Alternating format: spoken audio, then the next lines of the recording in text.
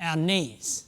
When we talk about running and field sports and directional change activities, we need to make sure our knees are durable enough to do what we require of them, particularly when we're looking at deceleration, either downhill running or changing directions. Our knees can sometimes cause a bit of grief, and if we've been playing or running long enough, we've probably come in contact with some of these problems before, like local front knee pain, potentially ACLs and tears, like that sort of stuff. So we're going to go through some knee preparation exercises which will improve strength around the VMO and the front of the knee.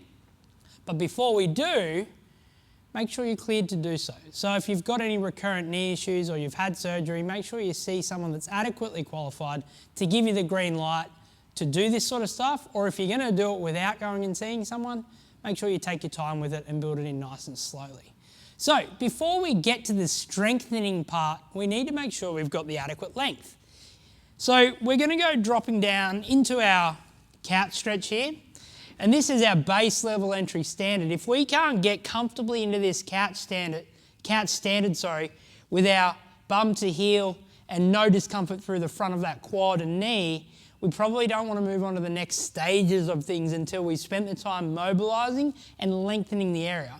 We can help with by using a psoas release with our trigger point stuff, and then also that quad release as well, which is going to help lengthen the tissue and make it a little bit more comfortable to be here. Now, the reason why we take our time here and we earn that range before we strengthen it is because the bottom of our reverse Nordics, when we get proficient enough, if we're going on that journey, we need to be comfortable with getting down to here.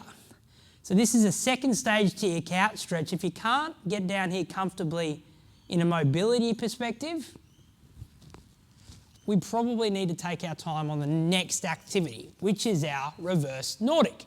So kind of like our Nordic, which focuses on our hammy, we're now flipping that and focusing in our quad. This is going to give you a large amount of challenge in your VMO, the front of your knee. So moving slowly, I'm going to show you with the band and the entry-level requirements. You do see some people going all the way to the floor without assistance, but that's a journey team. So don't base your own progress off watching someone else do this. Make sure you're using assistance where required and moving in comfortably through no pain through range of the movement. So we're going to come down onto our knees here. Knees are about shoulder width apart, and we're simply using the band to help give us that range and comfort and that little bit of an extra pull out of the movement. So as we're getting more confident, we can get deeper in the movement, squeezing glutes, driving out nice and tall. And then once we get confident, we can start to then add that no resistance, nice and slow, working short range first, and then getting deeper and deeper as we feel confident. Like I said, team, if we run a lot, that's actually going to be quite difficult. So working through range with assistance first, and then gradually increasing that depth over time is where we need to focus on. Once we've worked that reverse Nordic, we can start to integrate it into our standing approach.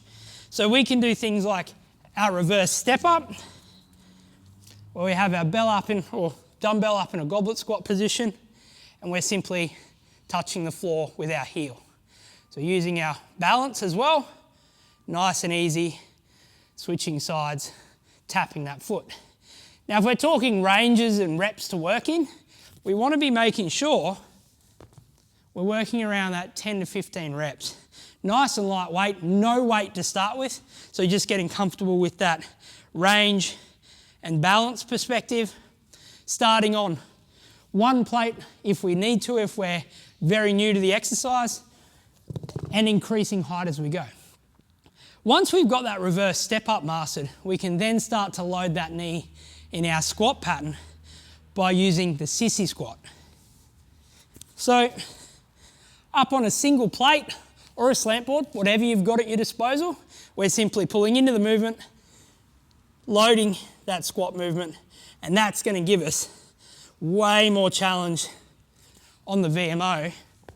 As we can see down here, we've got our knees well and truly past our toes now, and that's going to help strengthen that front of knee and VMO for all of those direction change and deceleration efforts we need when we run and play field sports.